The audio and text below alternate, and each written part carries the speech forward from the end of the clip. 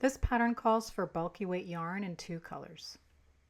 To begin, for the tubular cast on, I'm going to create a slip knot. So I'm just going to cross my yarn like this and create a little loop.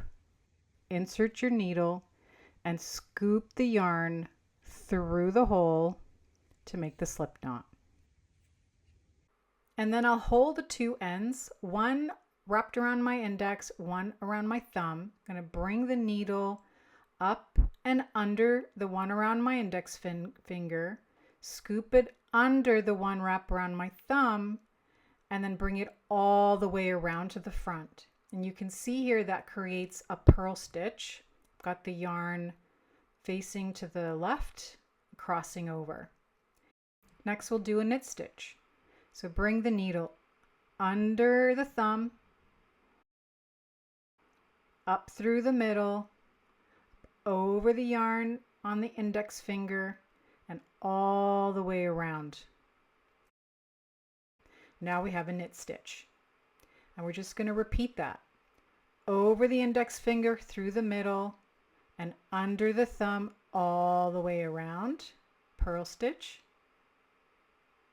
And under the thumb, up the middle, up and over the index finger, all the way around. And you're just going to keep repeating that until you have the desired amount of stitches.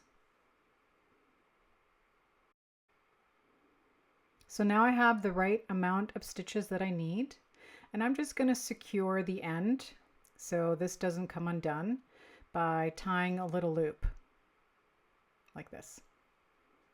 Before joining in the round, we're going to work 2 straight rows. Just make sure your work's not twisted. You're going to knit the first stitch and then slip the next stitch with the yarn in front. Put your yarn in back, knit the next stitch, yarn in front, and slip the next stitch. Yarn in back, knit the next stitch.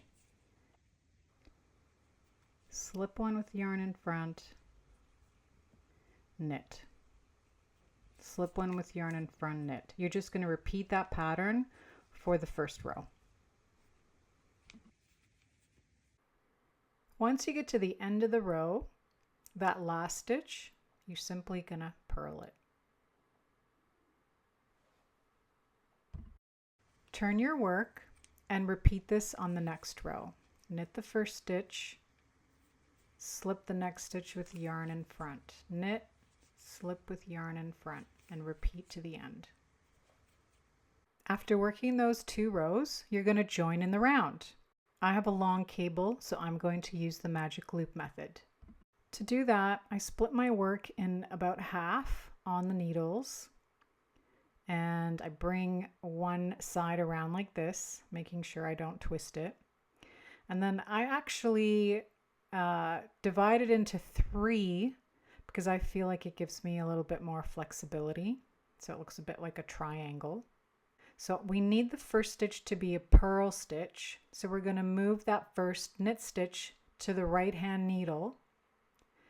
And then I'm going to place my stitch marker to mark the beginning of the round here. This first stitch is a purl stitch. And to begin setting up the brioche pattern, we're going to bring our yarn in front, slip that purl stitch, and then a yarn over. Next stitch is a knit, and then repeat for the purl. So slip it with the yarn in front, and then bring the yarn over, and repeat. Knit, yarn in front, slip the purl, and yarn over. Knit, yarn in front, slip, and yarn over. You can actually just grab both these at the same time to speed things up. Knit, scoop them both, knit, scoop them both, knit, Scoop them both and repeat to the end. On the next row, we are going to BRP, which is a brioche purl. You can see here that's a purl stitch and a yarn over, and you need to work those two together. So bring your yarn in front, brioche purl, bring your yarn in front, slip the next stitch, and yarn over. You can basically just bring your yarn in front and scoop these two at the same time to create the yarn over. Bring your yarn in front for the next stitch, brioche purl, bring your yarn in front and slip the next stitch and yarn over. Bring your yarn in front, brioche purl, bring your yarn in front, slip and yarn over. And then you just repeat this to the end of the row. Okay, so we've worked the first row of the brioche pattern. Now we're going to work the next row, and we're basically going to slip the purl stitches and yarn over and brioche knit the knit stitches and their corresponding yarn over. So make sure you pull your yarn from the yarn over from the previous row, wrap it to the front. So bring your yarn to the front and slip that purl stitch over to the right hand needle along with the yarn over. Next stitch is a brioche knit. So you're going to knit that and the yarn over together. Bring your yarn in front, slip the purl and yarn over. Again, you can just scoop them both and brioche knit the next two stitches. Bring your yarn in front, slip and yarn over. I just scoop them both and brioche knit the next two stitches and just repeat that to the end of the row.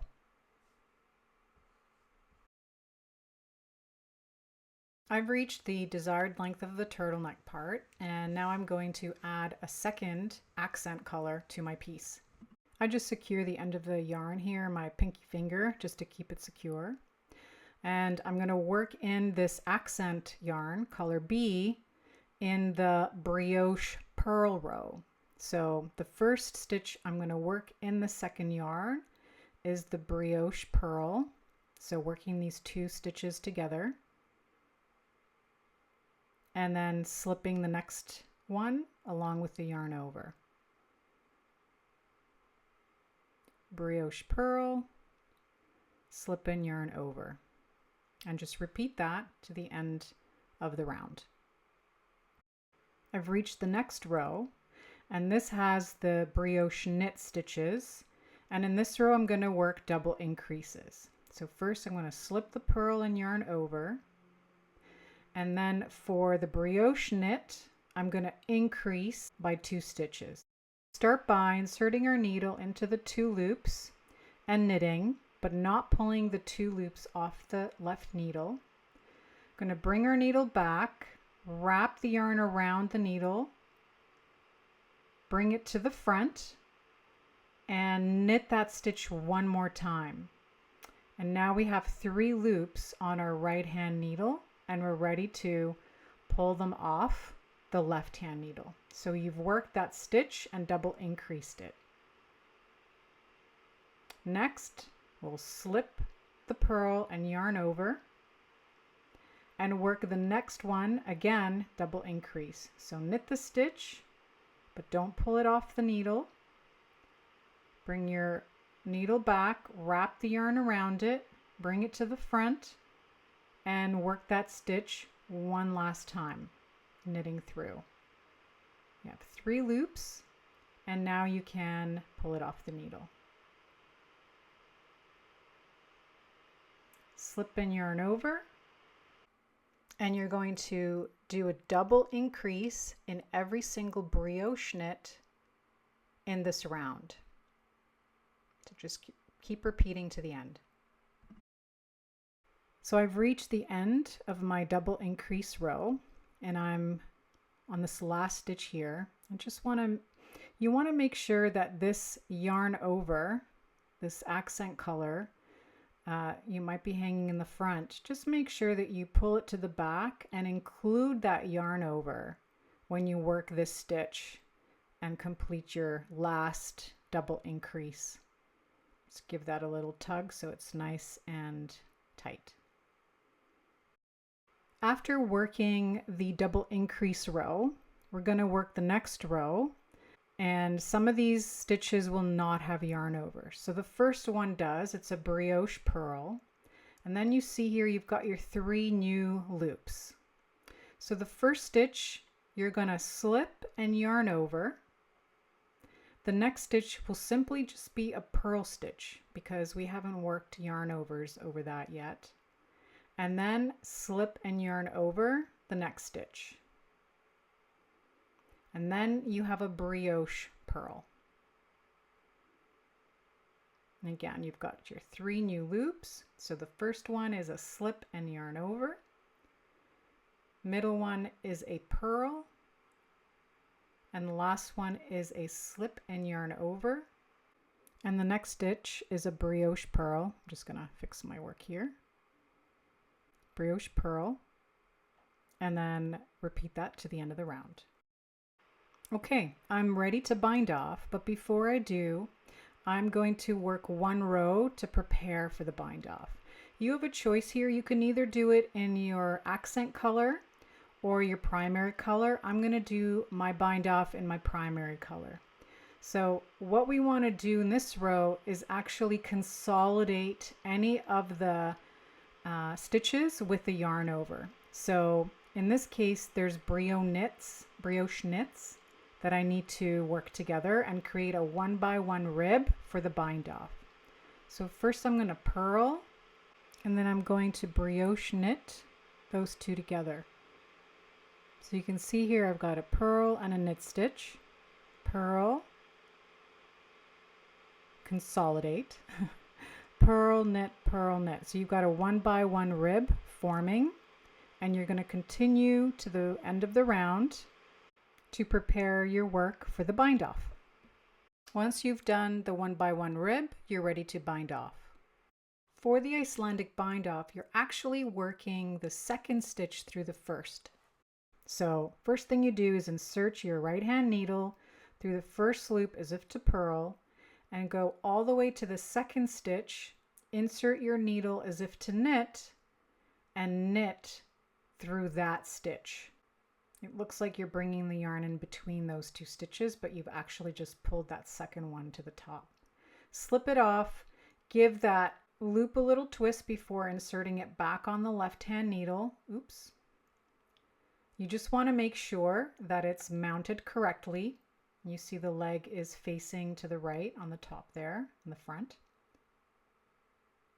And then you just repeat that all the way to the end. Your work doesn't have to be too tight because we want a loose bind off. So again, here, let me show you. Take your right hand needle, insert through the first loop as if to purl, and then go to the second loop and knit that normally. So you insert your needle as if to knit, wrap the yarn around that right hand needle, and pull the loop through like so. And then just pop those 2 loops off that left hand needle, give your yarn a twist, and slip it back on the left hand needle. And you're just going to repeat that all the way to the end. Now I'm just going to clean up this edge from where I cast on. I've placed this extra bit of yarn on a tapestry needle. And now I'm just going to play around closing this up. Clearly I did not have my work tight enough here. And essentially join them from the one side to the next like so. You can see it's already looking better. And I'm just going to work the other way, going in the opposite direction, just kind of working through these loose strands. weaving through them.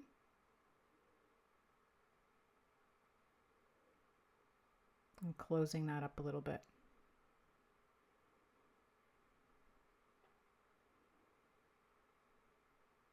Better already. And then I'm just going to take the needle and weave it through across the top here over to this knit row where I'll weave in the end. I'm just going to move this so you can see here. I'm going to insert the needle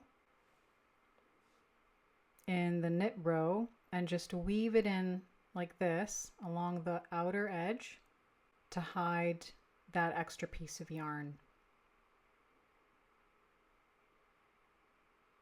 You can continue doing this all the way up as far as you'd like, and then you pull the yarn pretty tight, snip it, and then when you pull it back into shape, that yarn disappears.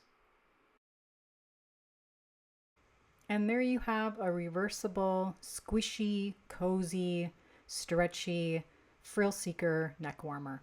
Enjoy!